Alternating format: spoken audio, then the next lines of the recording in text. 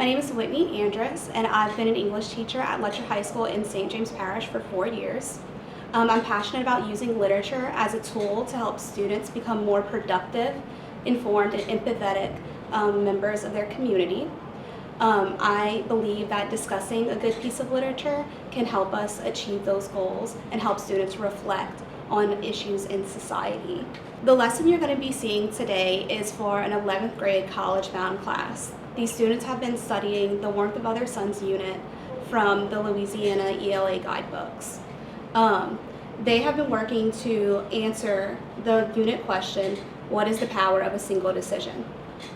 In this lesson, you're going to see students participate in a Socratic seminar through the use of a fishbowl strategy. This strategy helps cut down on the amount of students who are talking at one time, since we are dealing with such a large class of students. It also helps model the discussion for one group of students who maybe need a little bit more support when it comes to speaking and listening. They are going to be researching and evaluating the complexity of the impacts of the Great Migration in this discussion. To prepare for this lesson, students had to research their prompt, they had to study speaking and listening strategies, and they also had to generate their own questions using higher order thinking question stems. They will also be evaluating their performance while considering the objective and their partner's performance whenever they're considering the objective. This is an objective that students are going to create on their own at the beginning of class. So what we're going to see is going to be a result of all of this preparation that we've been doing over the last couple of days in an effort to help facilitate a really rich and deep discussion. Some adaptations that I've made to support all learners are going to be through pairs and grouping. So students are purposely paired up with students who support their individual strengths and weaknesses. And students are also separated into two groups. This second group to do the discussion are going to be my kids who need more support when it comes to speaking and listening. And this is so that they can see a model before they participate in their own discussion where they will be evaluated. Students have also been given the option to complete an essay instead of speaking in the Socratic seminar to support students who have diverse learning needs. So let's go ahead and get started, shall we? So you should have on your desk right now two things. You should have your packet, your prep packet, and you should have your tracking sheet that I handed you when you walked in the door. So as per usual, we're going to start out today by looking at our objective. And you guys are pretty accustomed to writing our objectives together, right? What do we always start out with when we're writing objectives? I will be able to. So let's go ahead and write that down. So we are going to be participating in our pre-discussion meetings with our partner. We are going to participate in our Socratic seminar to discuss the questions: did migration to the north and west improve the quality of life for African Americans? Were their new homes the promised land? Or did migrants still struggle? How could the single decision to migrate impact future generations? In your discussion, use specific details from the Warmth of Other Suns and at least 2 other texts. Be sure to explain how this text enhances the audience's understanding of the migrants' decision to migrate. Then, like we always do, we're going to reflect on our performance in the discussion. We're also going to talk about if we met our objective or not at the end of class. Cool? Okay, so when you look at your to-do list, what is the big thing that we're doing? Like, what is our product that we're going to get at the end? The discussion. So we know in our objective we have to conclude the discussion. We also have to include what we're talking about, which is what? What's the big thing we're talking about? The impacts of the Great Migration, right? And we're going to talk about, like, the good things and the bad things, right? What is that called? Evaluate. Now set your own personal goal. We set our class goal, you're setting a personal goal. You need to think about your performance in the last Socratic seminar that we did. What can you do in this performance to improve? Think about that and set a goal. On your sheet, it says to remember that goals are measurable and observable. That means we can count it and we can see it. So what are we going to see you do, and how many times are you going to do it? Remember, your goal is to talk at least 3 times, but I want you to set a personal goal based on what you did last time we did a Socratic discussion. We are going to set up for our pre-meeting discussion. I'm going to give you 10 minutes. You have a couple of questions on your sheet you have to answer in those 10 minutes, including recording what your partner's goal is.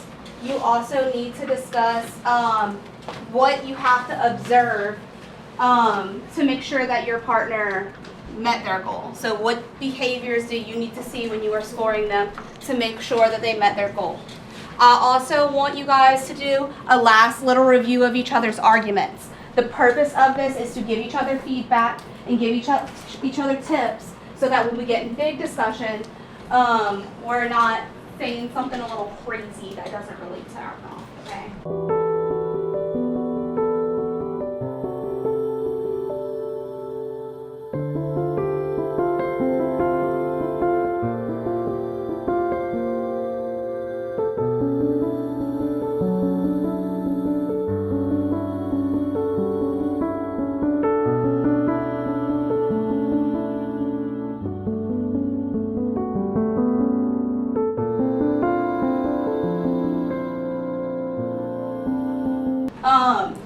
Participation in a Socratic seminar is agreeing and disagreeing effectively. Use your discussion stems. Use the parts of an agreement. Use the parts of a disagreement like we discussed yesterday. Citing relevant evidence from reliable sources to support your claims. Remember, you guys are not always going to have the same sources because y'all conducted research to be able to do this. So you might not have the same source. If your source is not something that we read together, you need to make sure you say, I got this from this encyclopedia, or I got this from the database, okay? Then you need to be respectful and open-minded to the ideas of others, especially while discussing sensitive topics. We're going to be discussing things like race today, so make sure you are being respectful to everyone in the discussion, even if you don't necessarily agree with them. There's a way to disagree with them respectfully, and we've talked about that before. Okay, I think we should like break it down by like questions. Yeah. So like same. we talk about point 1 first, and then we talk about point 2. I mean, yeah, point 2 and point 3. So, who wants to say what they got for point 1? I'll say what I got. Okay. Oh, my bad. Well, I believe that the North and the West still struggled with racism even while they were West, because it states in the warmth of the suns, it says, but the neighborhood was all white and there was a covenant on the house that forbade the owners from selling to colored people. So it was a struggle for them even to get houses over there, and the cost of living was high. I agree with Cole because my migrant Ida, she moved up north. She was trying to get away from the Jim Crow laws in the South, to seek new opportunities and to find a better housing, to find a better job that would be higher.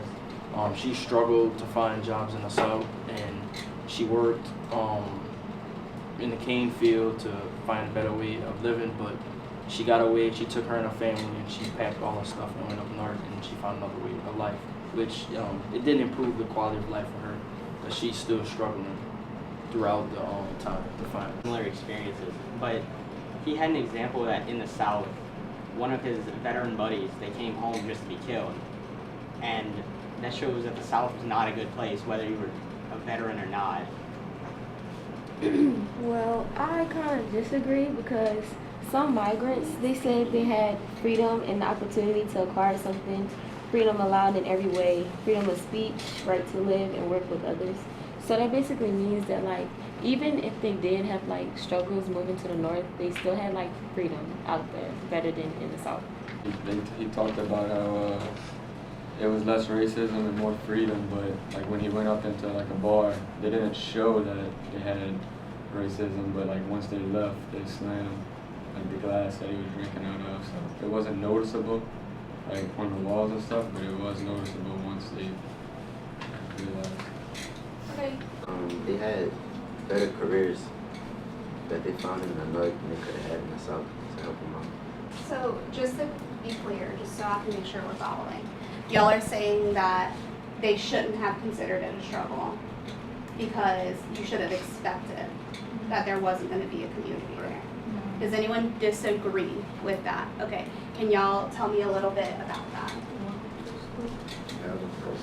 I disagree because I feel like it wasn't really expected because of how everyone else made it seem. They were just like, it's the best, like it's way better. But even though there's not as much racism out there and it's not as shown, there's financial struggles, there's family struggles, and everyone was moving away. And then the West and the North kept getting more and more packed up, which made the jobs struggles. But I feel like if they had more job opportunities and less financial problems, it would have been the promised land that they thought. Did migration to the North and West improve the quality of life for African Americans? Were their new homes truly the promised land, or did migrants still struggle? How could the single decision to migrate impact future generations? In your response, use specific details from The Warmth of Other Suns and at least 2 other texts. Be sure to explain how this text enhances the audience's understanding of the migrant's decision to migrate. All right. So if to bring the prompt to today, I wanted to ask if discrimination or really any kind of harassment, I guess, causes people to move different places today or to change their lives today. I think so, because like just some people like they don't like the same people, like kind of like if they're bi or something like that, they move because some people get bullied for that. So it's kind of one of those things too. I don't think it's as much of racism. I think it's just being treated poorly in general. Because I know a couple people have moved from this school for being treated poorly. Just for anything really, just like for just liking something different, like even it's just random things. It's just they get treated poorly because of it. Sometimes it's not even about racism at that point. Sometimes it's just about like what's happening at home too. Yeah. Right, if like your parents get a new job, y'all have to move somewhere. That's not really something you can totally control. Yeah. That still relates That's like back the to it. like the kids who are forced to Yeah, migrate. that's what that's what I was saying. But also, I feel like as a society, people expect like certain expectations out of you. So then when you don't meet the expectations, then you're the one who has to suffer the consequences of it. It's almost like the same thing. Like they don't want change. Like people in the North how they want change. People don't want change of how it is now. Like they want it to be how it was back in the day. Layla, can you elaborate on that for a minute? What you just said What? about society's expectations of you? Well, and, because like, not people being expect you to be this prim and proper, perfect person, and you're never gonna be that because nobody is gonna be the way that you like. People are gonna be different. Like everybody's different. Nobody's gonna be picture perfect like how society wants them to be. Like that's not expectations you can control. Like Yeah. those are set forced upon you. Yeah, And it's like there's nothing you can do to meet them. Yeah, it's basically like that because like your friends, like y'all like the same things. Like somebody could be left out because they don't like it, and Right. that could just cause everything to happen like Yeah, that can cause a big like disruption in society. And So after looking at the results of our Socratic seminar and evaluating students as they evaluated each other, I do think that students met their objective for today's lesson.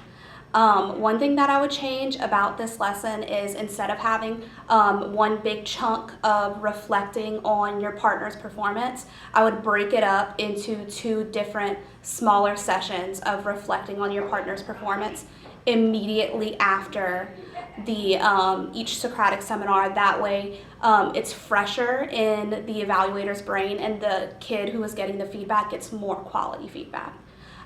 Moving forward, we are going to be moving into our preparations for the presentation that they will be giving as their culminating task for this unit. So in doing that presentation, they have to publicly speak to their class and present their migrant story to the rest of the class. So I think that this was a great exercise in that and a great thing to do to prepare them for that public speaking.